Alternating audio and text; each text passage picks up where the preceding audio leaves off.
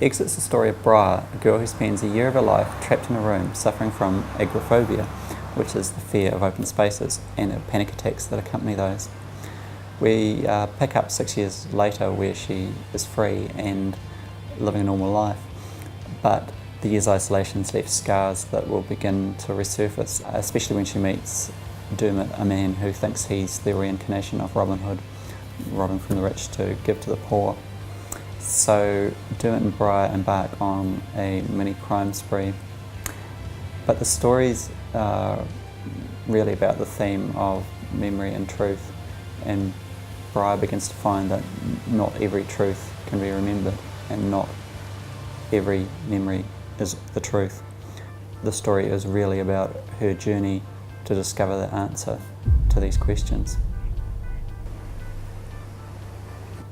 Every story comes from an idea or an image that triggers something in your imagination and won't let you go, and so you live with it, and that slowly develops into a story.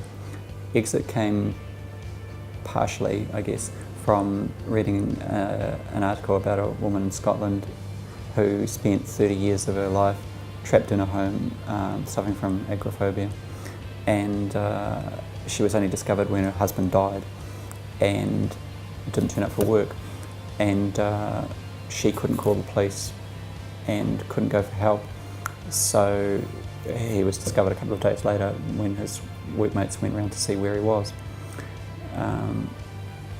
And something about that interested me, just that idea that something can take hold of your life so much and completely control it.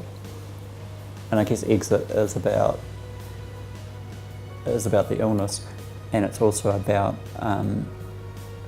somebody who's a fighter, somebody who's trying to take control of something in her life. Like, I completely see Briar as a real heroine who's fighting a battle, I guess just as we all are. I think there's many writers who influenced me, or who I still love today. Emily Bronte, Wuthering Heights is just such a amazingly passionate novel and such a beautifully written novel. I used to read a lot of comic books when I was a child and continued that growing up, and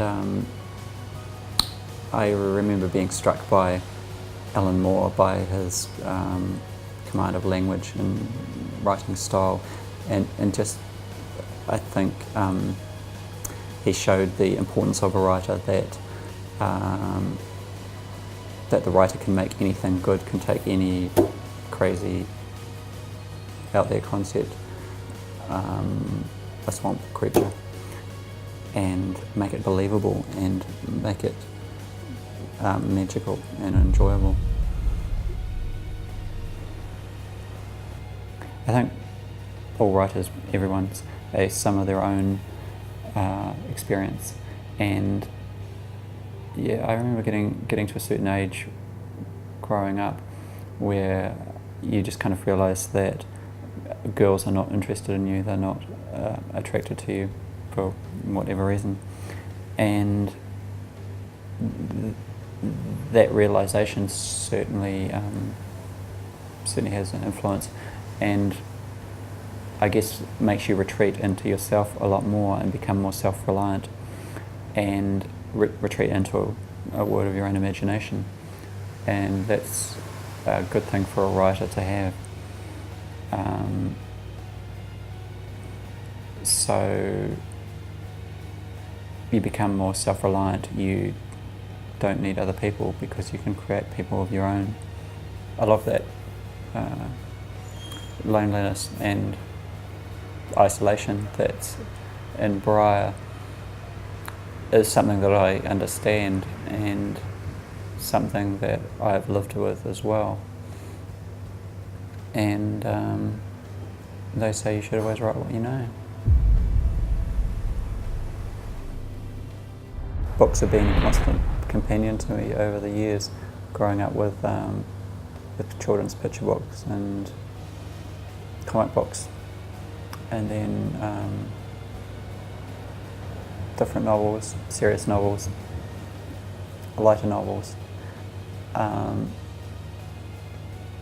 But all those stories left an impression on me, and the good ones, the ones that I liked, stay with me, that I can still remember the characters and think of them as if they were real people.